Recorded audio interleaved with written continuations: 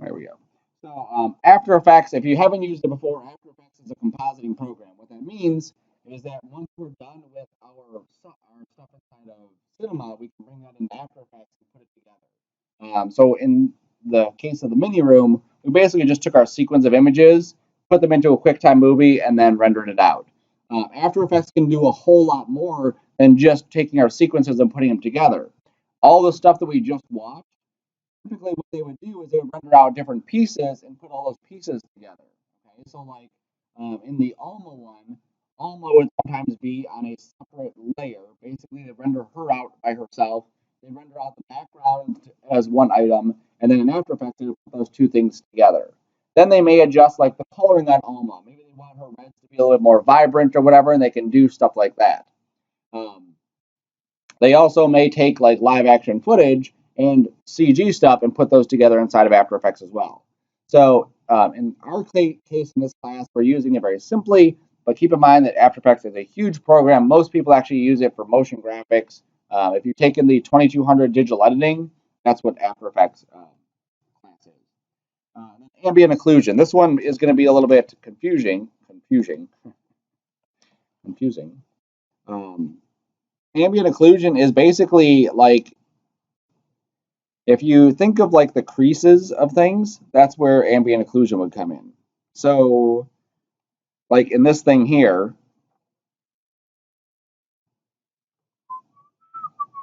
maybe. There we go. So in this thing here, this is a rendering that they would get out of the 3D software. And what would happen is you would kind of lose some of the contrast and some of the depth of it. So what we would do is we would render out this basically like black and white image, and it would basically have anywhere there's a crease or a fold or two surfaces that are like close together like that, it would put a dark spot in there. Okay?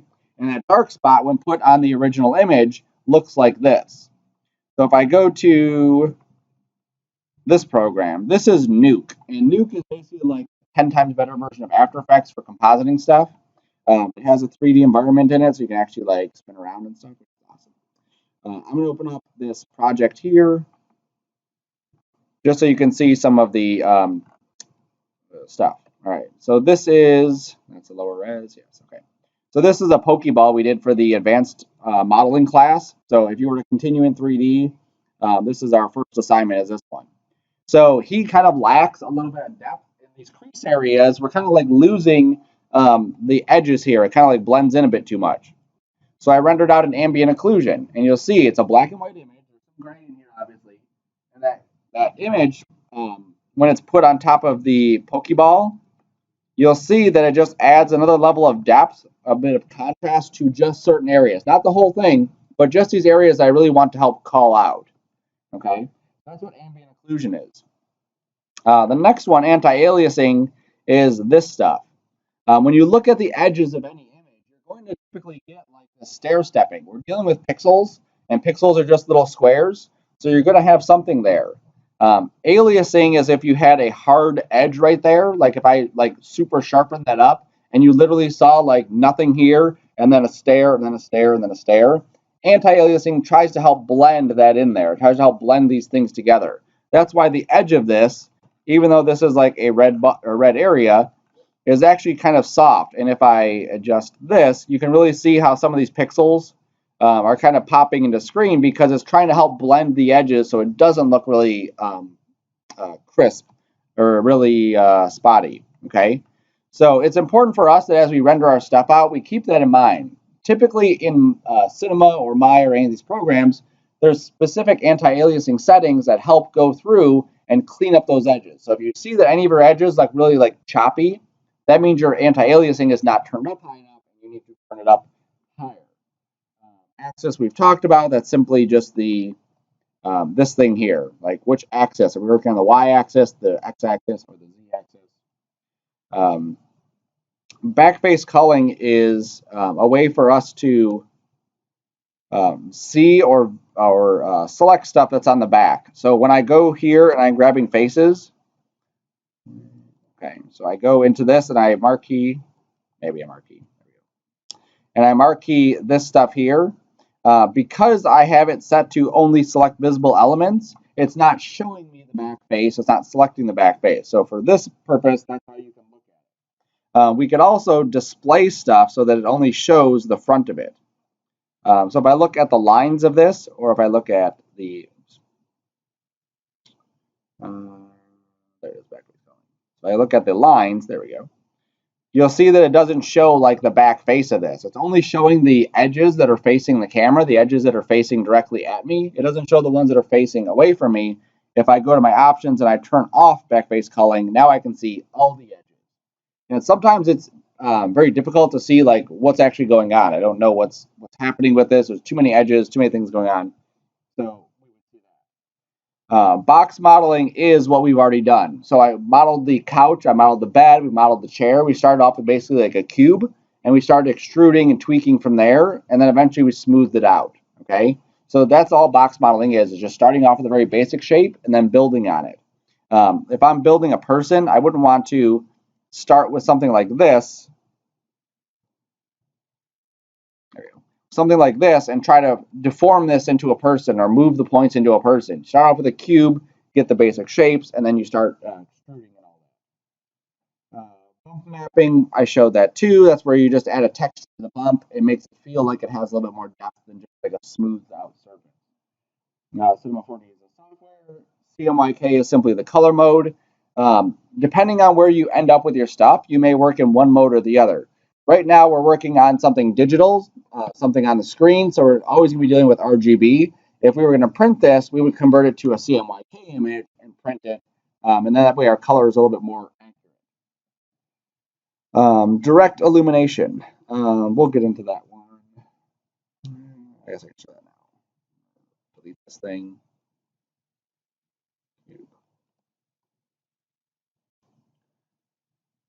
Come on. There we go. Okay. So if I go with a direct illumination here, and I go with a light, oops, not that light. Come on, delete.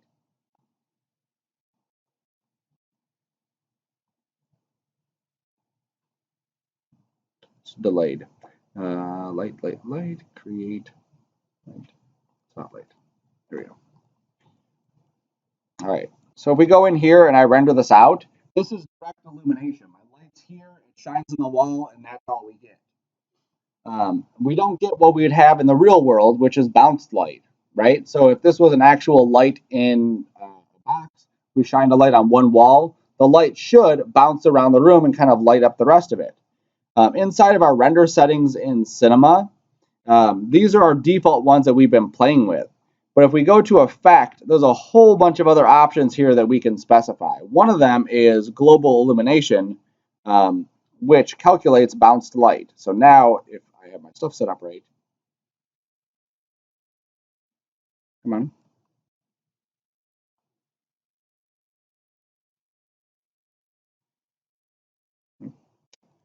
Oh, I gotta change this to physical.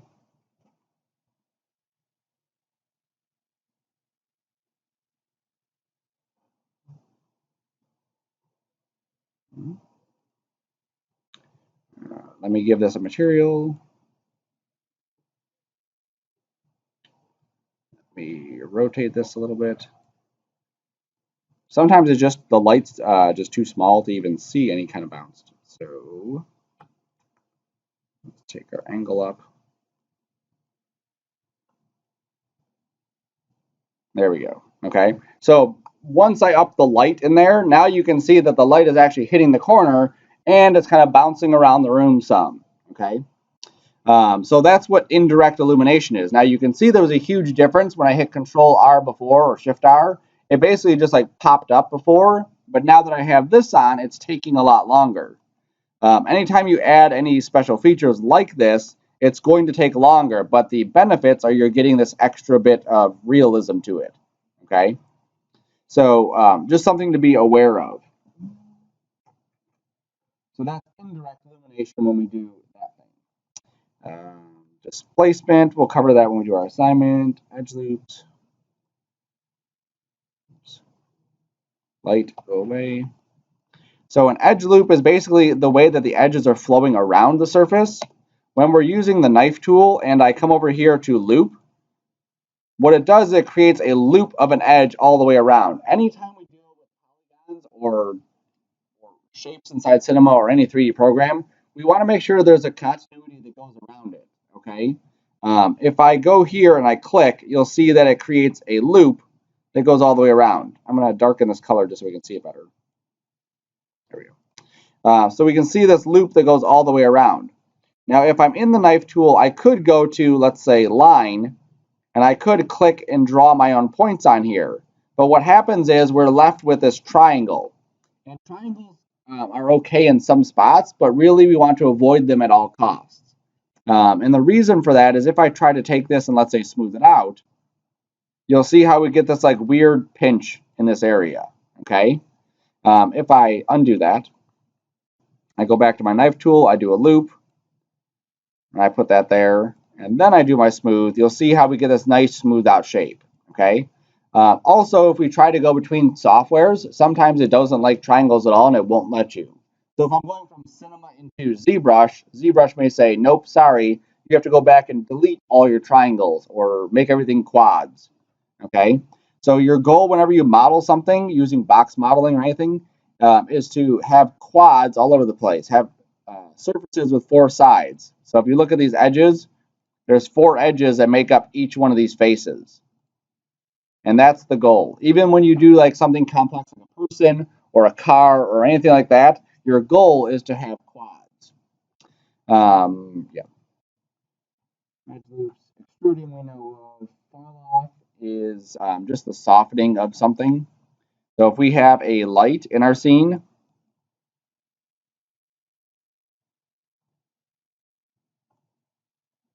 let's say I make this bigger, and just for fun, I'll make this bigger.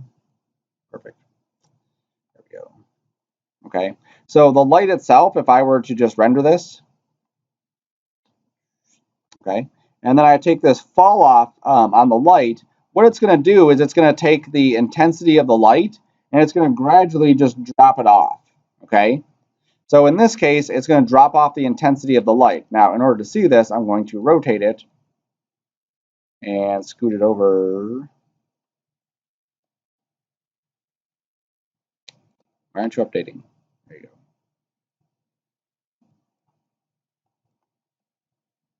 And in the case of a light, we're going to get something that's a little bit more realistic because we're now actually have like a light source that has an intensity at the start of it and it gradually drops off or falls off.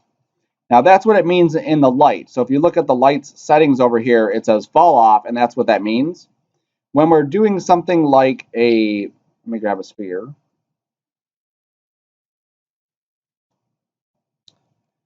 When we're doing something, let's say like the sculpt tools, not the sculpt tool, that's not it. When we're doing something like points, there we go. Back to this, and I mark key.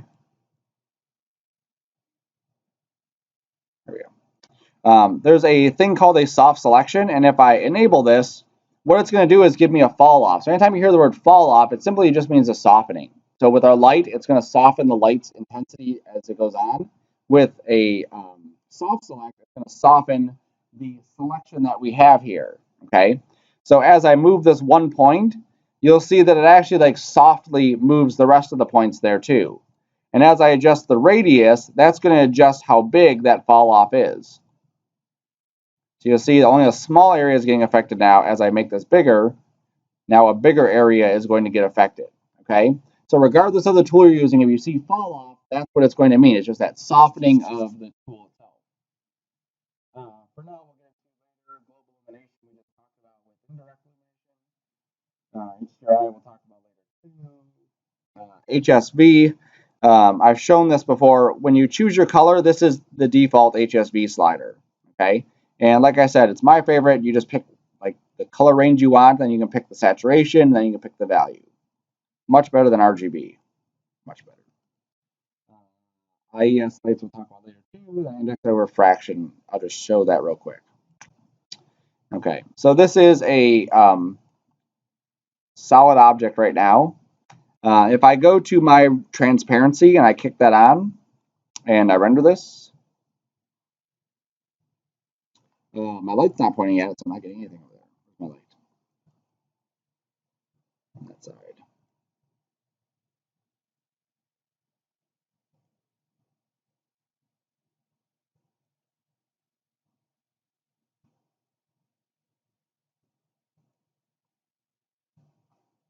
There we go. Sort of. I'm going to make another light in my scene. I'll make a sunlight.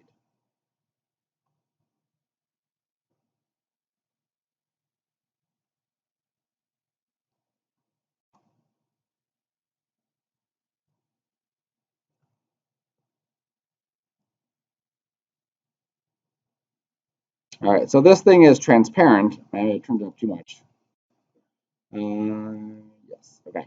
So it's transparent, but what we're getting is basically like full-blown transparency. It's just like you ever seen like a plain sheet of glass, so like there's nothing distorting, right? So inside each one of these, there is a refraction or an index of refraction. And what that does is it controls how much distortion is in there. If you look at a diamond and you put your eye up to it and you look at stuff, obviously the items look distorted a little bit. If you hold up your eye to like this thing, you'll see that the light goes in here, it kind of bounces around a little bit and changes what we're seeing. So the number here controls how much distortion we're getting. So as I crank this number up, you'll see that my image goes from being perfectly transparent to actually having some sort of distortion, hence giving it a little bit more shape. So now we're getting something that looks, a little bit more realistic. Obviously, there's nothing else in the scene, so there's not much for the light to reflect and refract. So this index of refraction really is controlling what kind of surface this is or what kind of surface it looks like. So there's a bunch of presets in here too. Like if we were trying to emulate something like a pearl or an emerald or whatever, we can click on emerald. And that basically just puts in the number of what that emerald's index of refraction is. And if we go to water, water is going to have another index of refraction. Now if I go to bump, just so we can see this a little bit better, I'm going to add just a noise to this. Maybe a little bit smaller on the noise.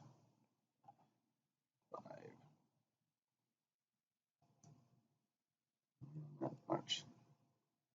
Let me kill this light here. My sun is right there.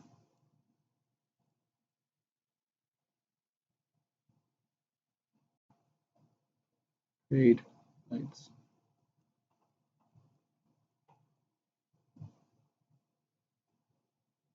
Yeah.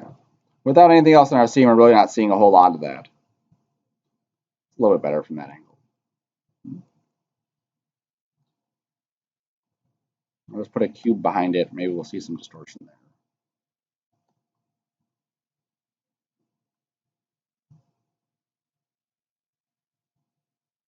There you go. So we're getting a little bit of distortion there. Again, with a lot of these materials like glass and like reflected materials like chrome, you really have to have an environment or a scene in there to help really kind of get the idea across of what you're trying to show. There's nothing in the scene for it to reflect or refract. It kind of doesn't work. Cool. All right. So that's all I'm going to cover on the first page. Next class, I'll go over like the next page just so you can see that. See a little more stuff. Okay. But still read through that. Make sure you're understanding at least a little bit about what they are. At least you have the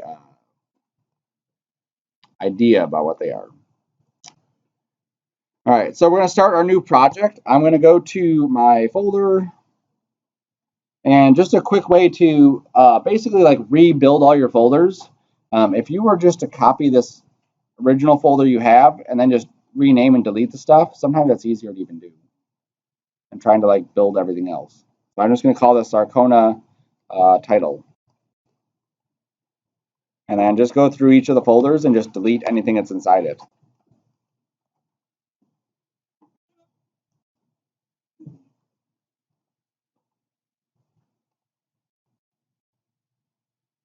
Okay. So go into your folder, copy it if you want to, or you can duplicate it, or you can just build them from scratch.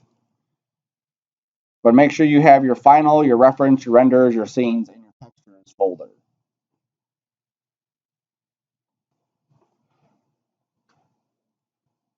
All right, now once we're inside of Cinema, we have to go through and we have to set up our project. So remember last time when we told it this is where our project is, that way it linked where all the textures were, so everything worked nicely if you had it set up correctly at home and here. So we have to do that again. So we're going to go to Edit Preferences, or you can hit Control E. And then you go to your files, and then you just click the little dotty things next to the path, and you find your files.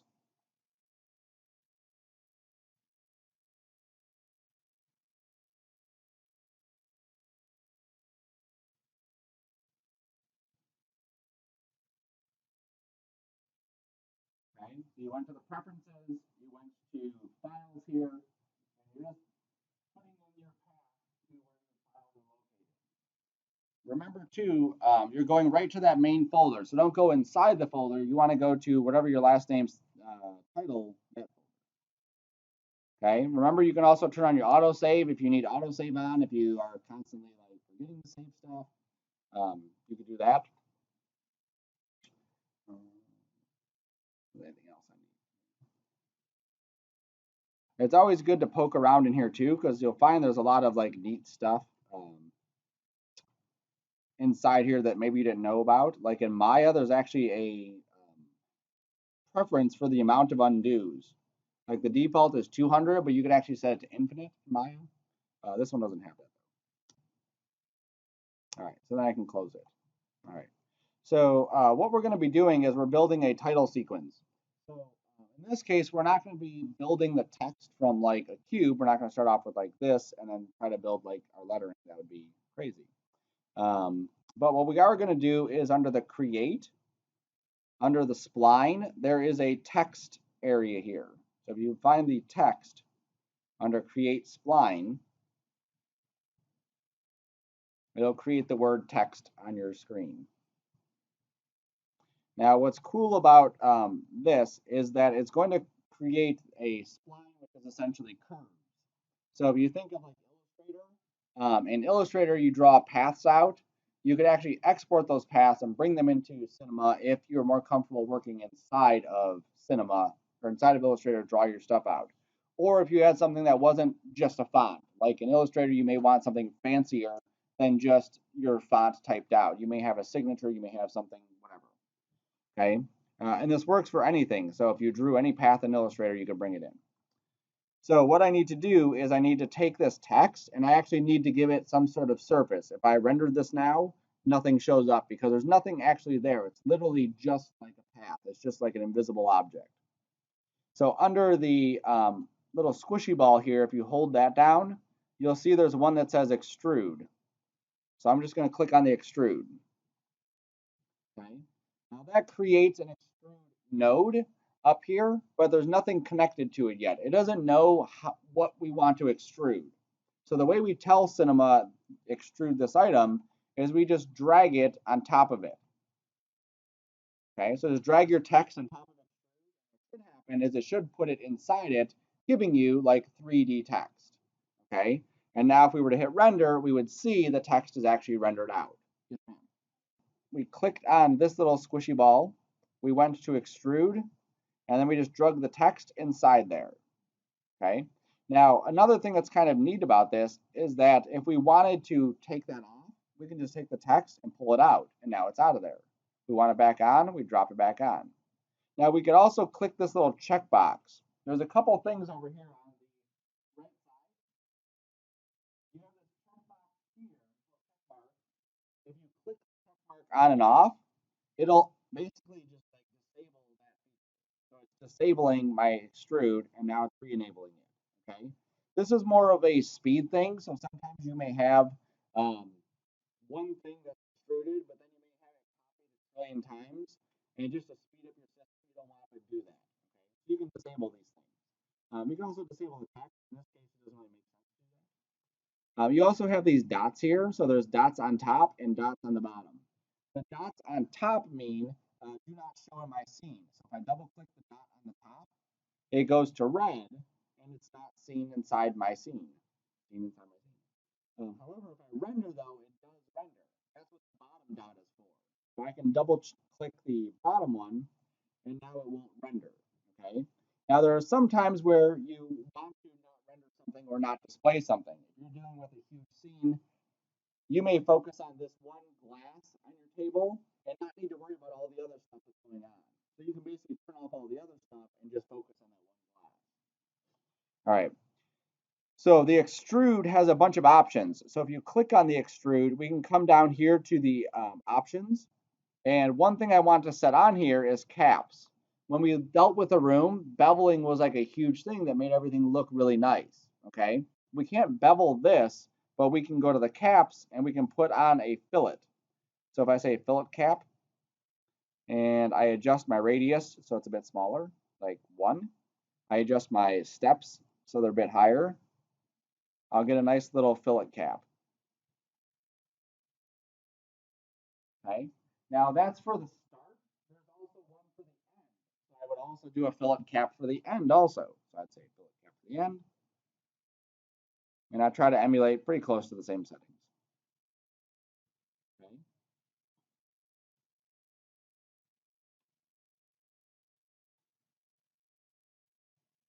And then just so you can see, there's also options down here for the fillet type.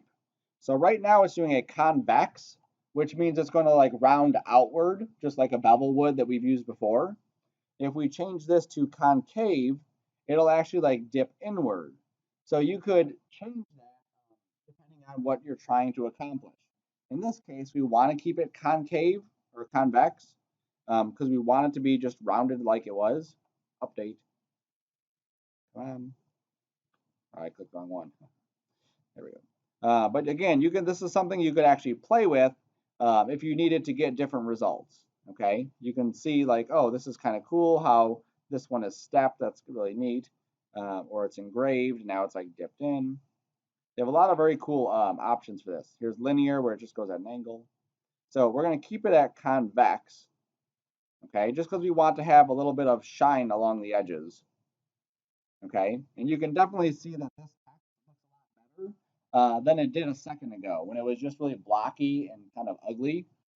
Just adding that small amount of bevel to it or fillet to it really helps, right? So now this kind of sucks because it's still the word text and we want it to say something. So click on the word text up in your outliner and you'll see that there is an area that says text. So if you just change what that text says, it'll just update. So I'm going to put in here my last name, Sarkuna. There we go. Okay. You'll also see there's a spot for font. So you could actually choose a different font. Don't go with anything too bananas because it may actually not work if you go with something too crazy. Oh, Old English, yeah, that's perfect. Let me see if I can find one that'll just crap out on us. Well, it does a pretty good job too.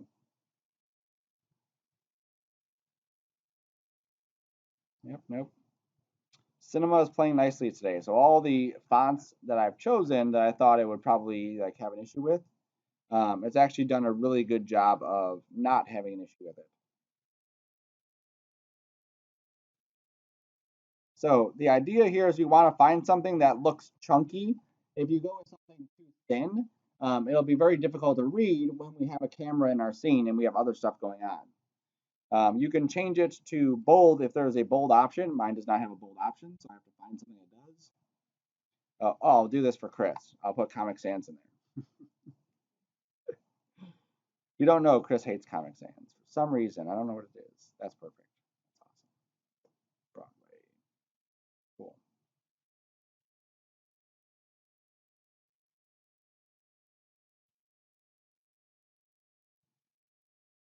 All right, you can also see we can adjust the height, so you can make it bigger if you need to. I'm going to make mine about 800.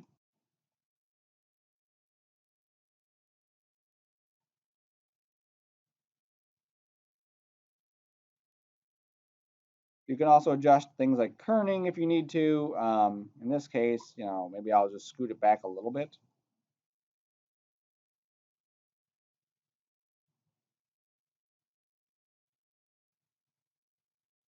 Okay. Now, did you notice if you scaled your height up, did you notice anything else about the text that happened?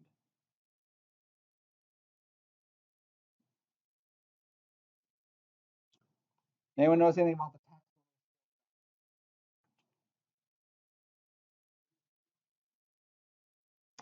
Right. It scaled up all of it, but then we got really thin. Okay. So when we scaled up the text itself, that's one property of this. But the thickness, where's that going to come from? Where are we going to be able to edit that?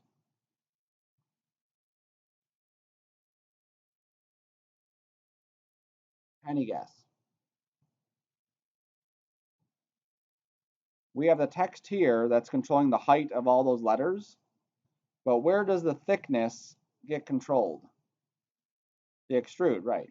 So if we go to the extrude, then we can start to play with the thickness. So we go back to the object, and then we can start to play with the movement of it. And when we start to play with the movement, now we're getting this to be a bit thicker.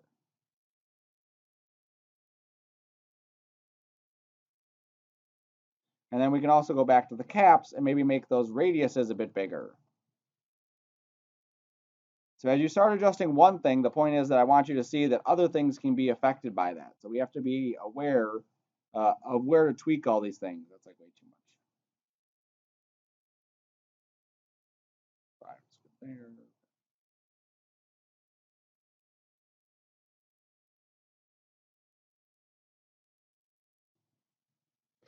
All right, so I have my name here. I have it kind of thick. I could adjust obviously the thickness of my items.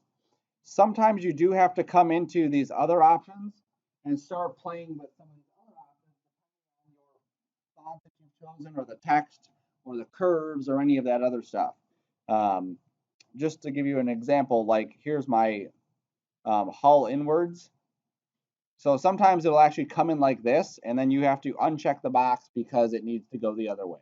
Okay. Let's see the hull inwards. Same thing there. Constraining it will lock it to your actual path. It won't go above your path. Creating a single object. Yeah. Okay. So just keep in mind that we have all these other options here. Cool. All right. So now that we have our text, what I want to do is just make basically just a little platform for my text to go on. Okay. So I'm going to create a cube, and I'm just going to basically just like line it up like it's sitting on there.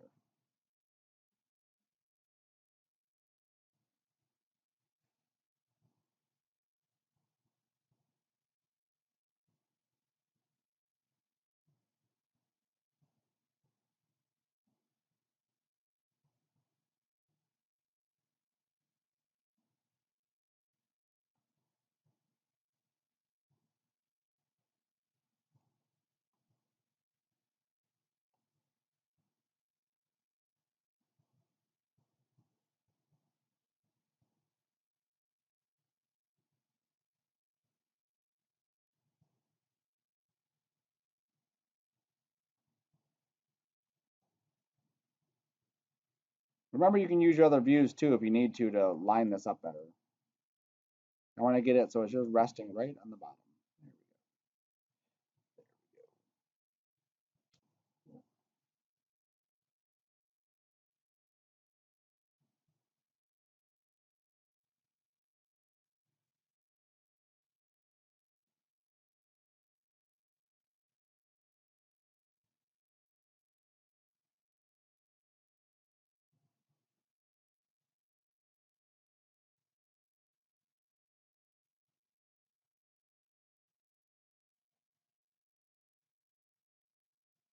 And then also put a little fillet on there. So if you just click on your cube, there's a little fillet box on the object area.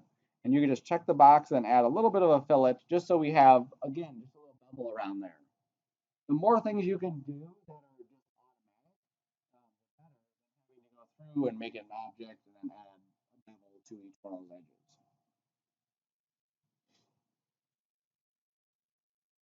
edges. Okay, so mine's like 10 and 5, just something little. Don't worry about my number so much as just kind of just a sharp little corner.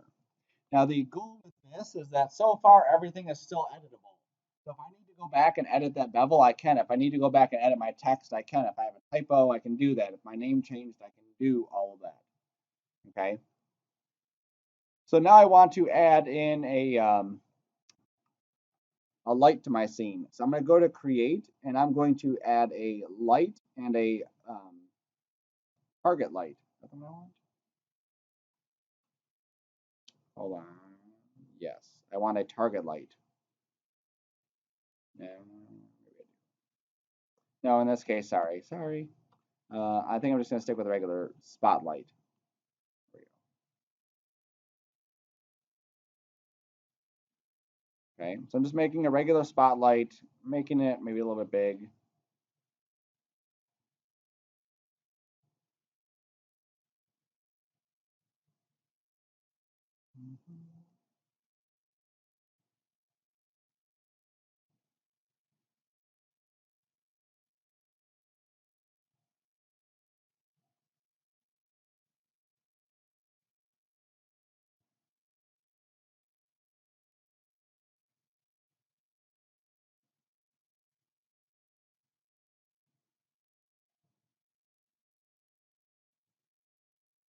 There we go. So what we're going to do here is we're going to take the spotlight and we're going to do it like it's at the movies, right? So you have these like spotlights that are kind of like rotating around. Now in the real world, if this was a spotlight that was kind of shining on it, spotlight would basically be like planted in one spot, and someone would just be like turning this canister to aim the spotlight. So what I want to do is I want to basically do that. So I'm going to keep this kind of like further back, maybe even back further than that, maybe even narrower like this. And I'm just going to be rotating it from like side to side-ish. Okay, and maybe adding in just a little bit of a dip here and there just to kind of animate that a little bit. Okay, so I have it off to the side. I'm going to have one over here at least, one maybe in the middle, and one over here on the side. So I'm going to take the light, go to my coordinates, and then just set some rotate keyframes. Okay, so I'm setting my rotate keyframes. I put the light, I put the coordinates, highlight the V, and that sets my first keyframe at 0. Then I'm going to go up to 30 and move it over to the side and give it a little bit of rotation. Not move it, but just rotate it over to the side. Maybe angle it down a little bit. Set another keyframe. Go up to 60. Rotate it to the side. Rotate it up a little bit.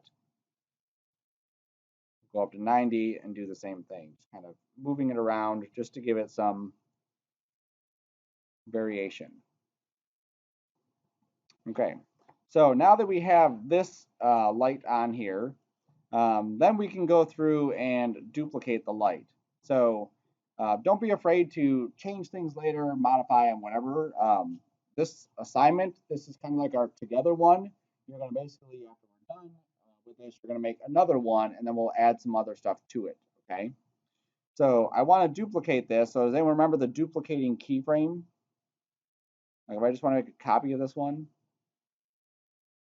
Control. So we hold Control and we just drag it over. So like I said, I want to have 3 of these, so I've duplicated this 3 times.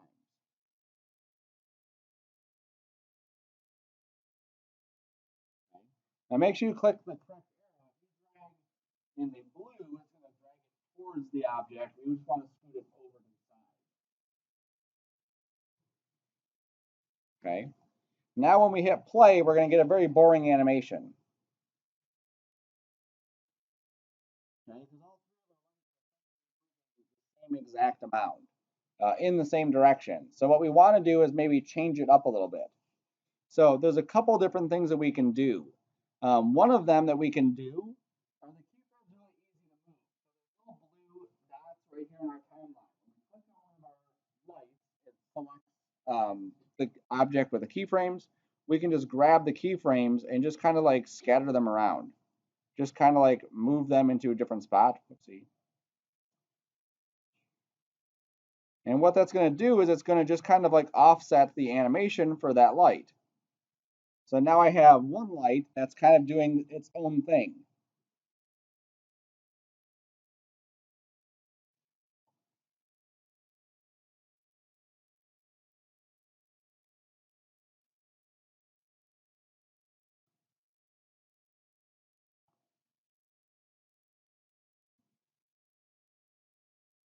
Okay.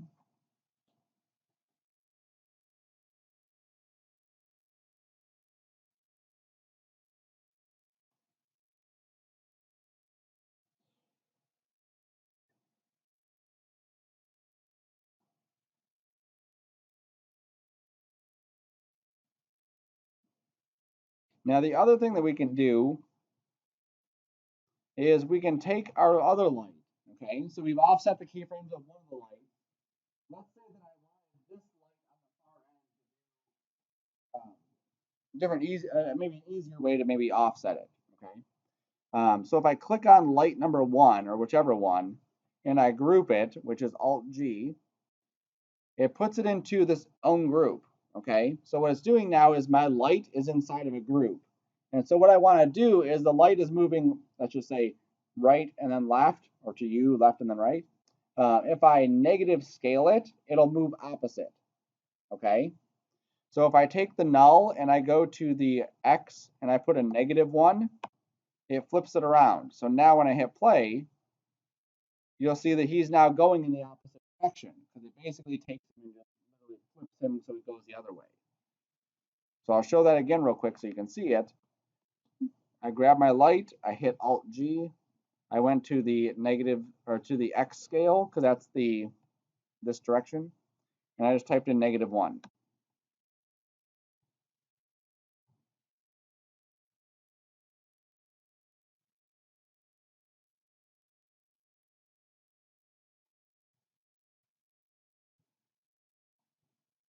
And I can always move and rotate that null too, which is nice because once you have a null, you can pretty much do anything you want to it just on top of the animation of the other stuff.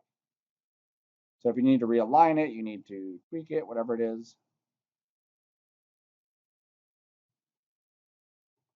Okay. So at this point, we should have three lights that are not moving exactly the same.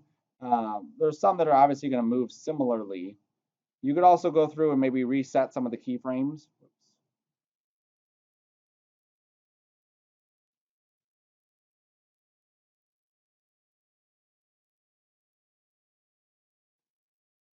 Like in mine, I really don't care for this black spot in the center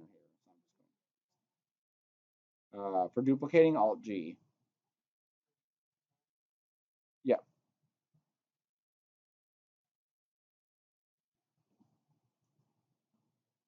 All right. So now we have some lights in the scene. Now each one of our lights can be changed. So like before, remember we could change the color of our lights. If we're looking at that is, oh, that was that.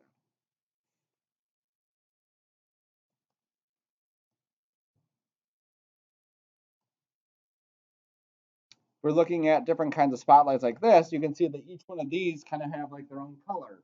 So we could obviously tint these too if we were trying to give it a specific look. If we wanted to have something like this. Even these lights here, you can see there's definitely a color to them. They're not just white lights. There's actually like blue lights coming out of this. This being completely white actually looks kind of fake and cheesy, okay? So if we go to our lights, we can just pick a different color like, let's say blue. And you don't want to go crazy like bright blue. You just want to give it like a hint of blue or something.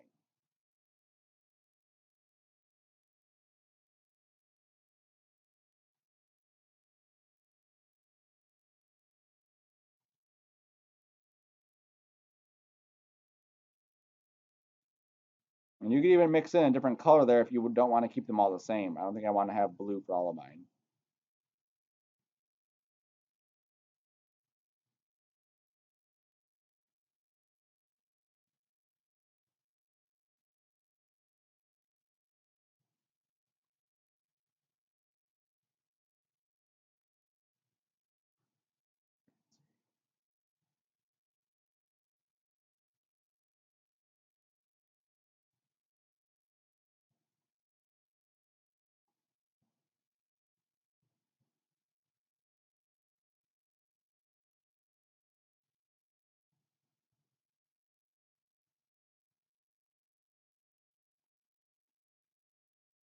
Okay. Now the other thing that we should turn on these lights are shadows also. If I rendered this, you'll see that we get the lighting, but we don't get any of the shadow work, which would obviously add to some of the realism of this. So on each light, I want to go to the shadows and just turn on the ray traced hard ones. We'll leave that on. Okay, so I'm just going to go to each light, go to shadows, ray trace hard. Each light, shadows, ray trace hard.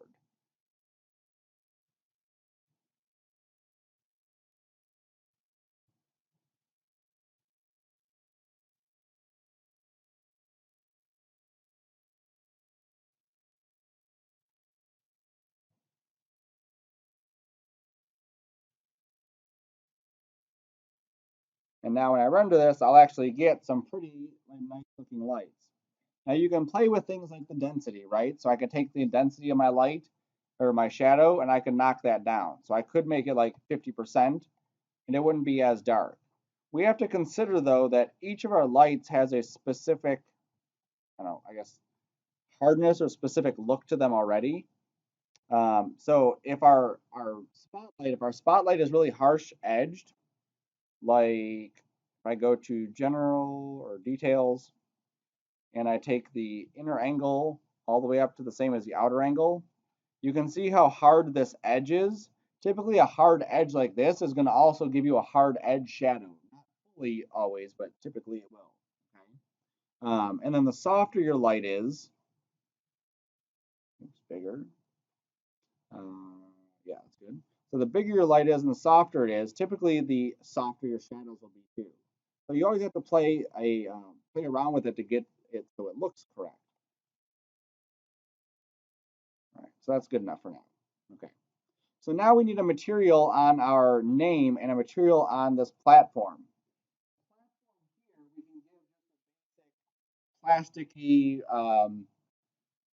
material, just something kind of flat with a little bit of bump to it. We typically want to give bumps to most of our items because that helps give it some sort of indicator as to what kind of surface it's made out of. So we'll go down here to where we're creating our stuff and we'll double click. And then we'll drop our material onto our box. Okay.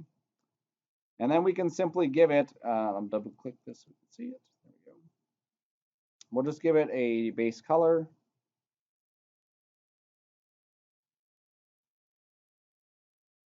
And then under the bump, we can just add a little bit of noise.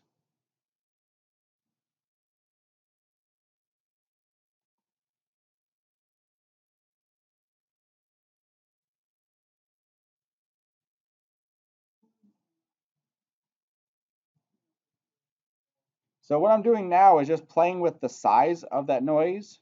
Oh, I didn't check on bump, so I'm not getting a bump. There we go. Because I want this noise to just be like a subtle thing. I don't want it to be like that, like it was. There we go. Something like this is pretty decent. If I zoom in, you can see it a little better. Okay, just some kind of tooth to it, so it's not like, come on. There you go. So it feels like there's some sort of roughness to it or some sort of texture to it. If you touched it, it wouldn't be like glossy or super smooth. So I clicked on the material. I went to bump, made sure it was checked, went to the arrow and added noise. And then you can click the word noise and then you can edit the features of it. And all I'm editing is just that global scale. All right, so now we've got some noise on there. We should also go back to the material name and give this a name. So platform material. Okay, keeping all of our stuff organized inside of our scene.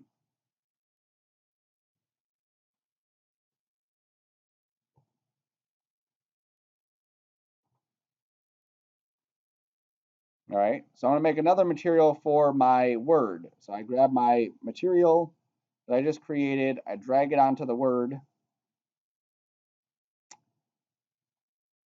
I'll call this lettering material.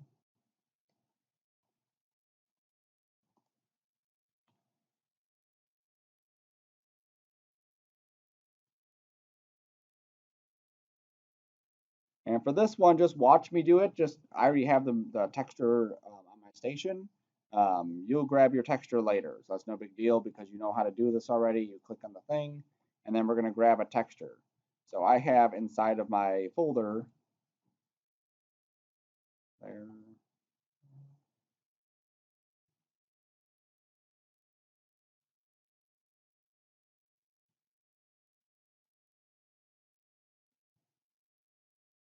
Inside my folder.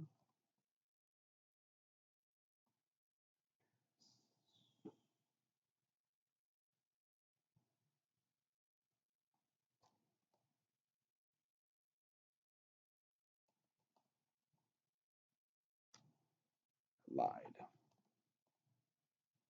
There it is.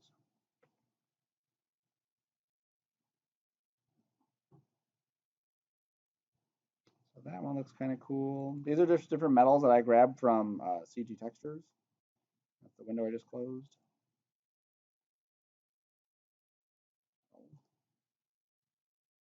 And so eventually you'll go out and you'll find a picture of metal that you want to use for your stuff. So I want to find something that has some detail to it, but nothing that is going to be repeated and look weird. Like this one I really like, so I'm going to grab that one. And I'm going to make sure I go into my textures folder, paste it, connect it. There we go. Okay. So we've done this before. We've added a texture to something just like we did the wood in the last one. That's no different. Same thing here. I'm going to click on the texture tab. I'm going to change this here to cubic. Same thing we've done. Okay. Now this is the only part that may be a little bit different is it's repeating itself over and over and over again. So if I click on seamless, what it's going to do is try to take that texture and make it appear seamless by mirroring it basically. Okay. So instead of putting up like if you look right here, this is the end of one texture, this is the bottom, this is the top. By hitting seamless, it mirrors that texture across it. I could also take the length and lower this to like 20 and 20, oops, the other way, 200 and 200, there we go. And that'll make it bigger, making it less obvious that we're repeating the texture, okay? So now I can hit render, and now I get this really neat looking texture on there. And just like we did with the wood, I want to copy this, go down to my bump, and then paste that in. Okay. And then the amount of bump that we're getting on this is controlled by the strength here. So depending on what my settings are, maybe the strength needs to come up some to be really gritty, maybe it needs to come down some or whatever. Okay. It actually looks pretty decent the way it is right there. All right. Now you can adjust your reflectance on this because this is kind of like our star item or our main item. I want to use a default specular and change this to Beckman. Okay, because Beckman gives us a little bit more realistic look than just the default does.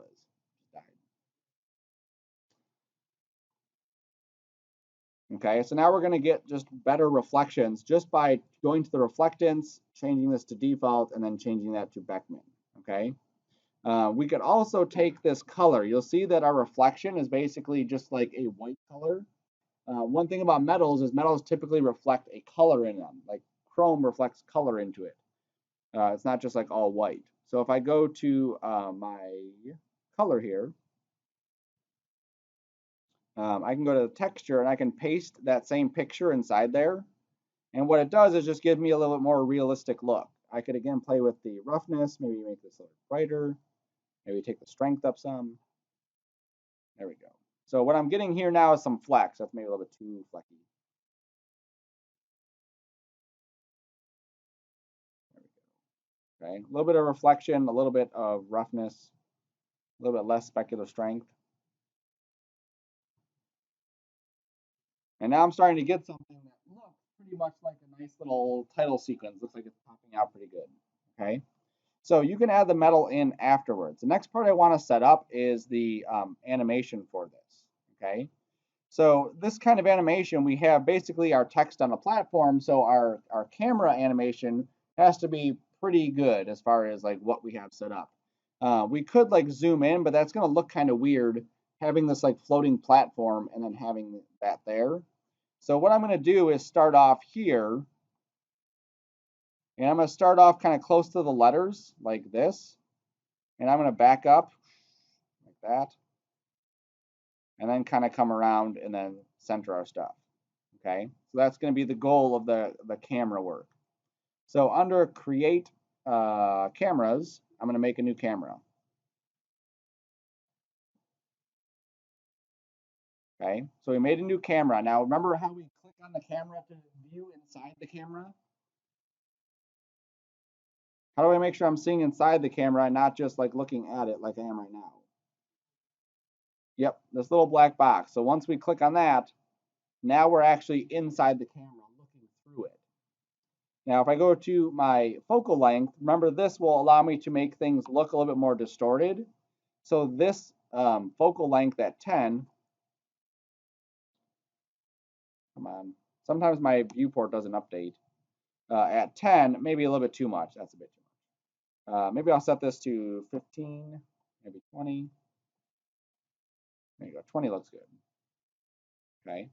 At 20, these letters look pretty huge. And that's kind of my goal in this is to make the letters look huge, like the camera is just flying by and the camera is just like super tiny. Okay.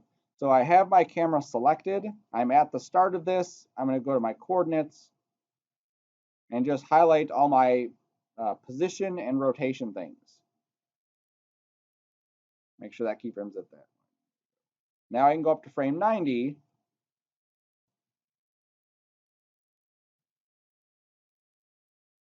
and come out to about here. Now when I do this, what's going to happen is it's just going to go from this point to that point. There's not really going to be a the transition I mentioned. I have to adjust that after. So I hit play, and you'll see how it goes like pretty much like straight across. So I'm going to go like halfway now, and then just kind of line up my camera so it's right at the edge, and then set another key. So now he should go down the line, and then come out and see my name.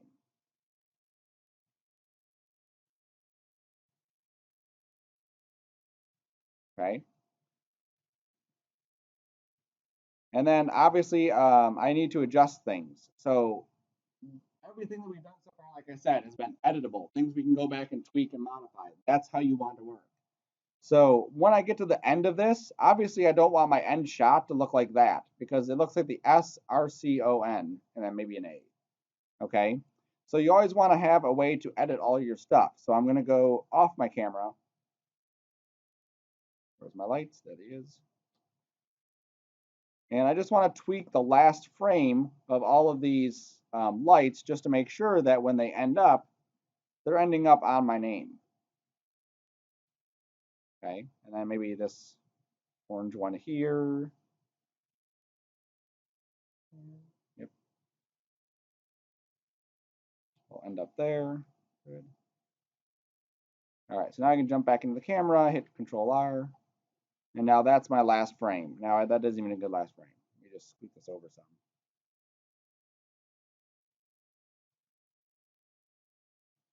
And I'm going to modify this even further. I'm going to go back to my focal length, and I'm going to set keyframes on this. So I think at about here, I'm going to set a keyframe, and then at 90, I'm going to crank this up because I want to flatten it out. Let's go to 60. Okay, so when I set a keyframe there, I also need to pull back on the camera.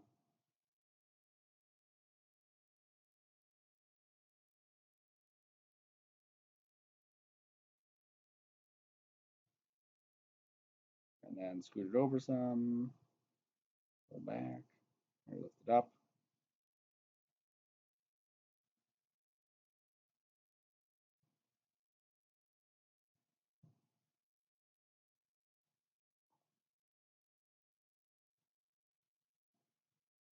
There we go. Now I can reset my keyframe. So now we have this. All right. So it's a little bit wobbly there, and that's something, again, I could go through and kind of tweak, like this is at 70, cut this in half and scoot it over.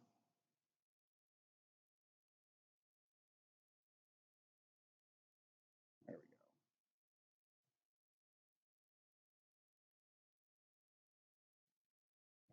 not perfectly smooth, but smooth enough for our animation.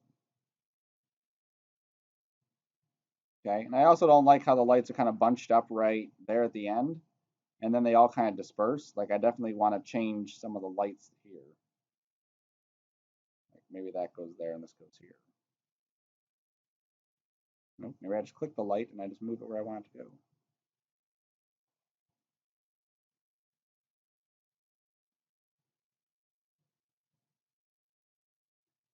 There we go. So I'm just going back and kind of resetting some of my keyframes just to get it lined up with what I want my shots to look like. So as you work on anything, don't get it lined up and try to make every step perfect. Like, don't try to make your lights perfect because they'll change. Don't try to make your camera perfect because it'll change. Don't try to make the model perfect or the font or any of your stuff perfect along the way, because at any point we want to be able to go back and tweak and change and modify everything in our scene. Even the color of my lights, I may not like those colors once I add my material to it. Maybe the colors are too strong, and I want to go in here and just desaturate them some so that more of my texture pulls through and not so much the lights themselves, okay? Now, as I did that, you'll see that the texture is maybe a little bit too blown out. So now I need to go to my lights and maybe take the intensity down on it, because maybe they're just like too bright. I did that one.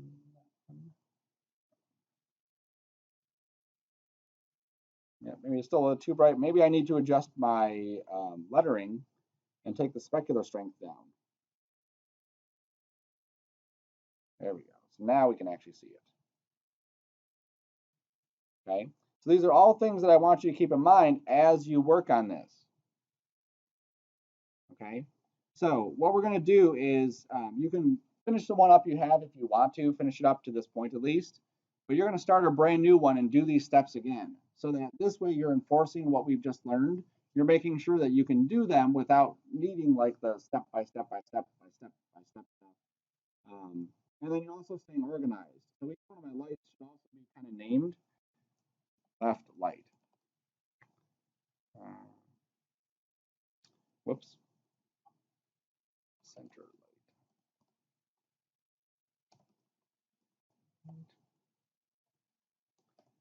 light. And this is my text. There's my camera. Okay, so everything's labeled down here too. Everything's labeled. Everything's nice. Everything's neat. Okay, so go through and start your next one.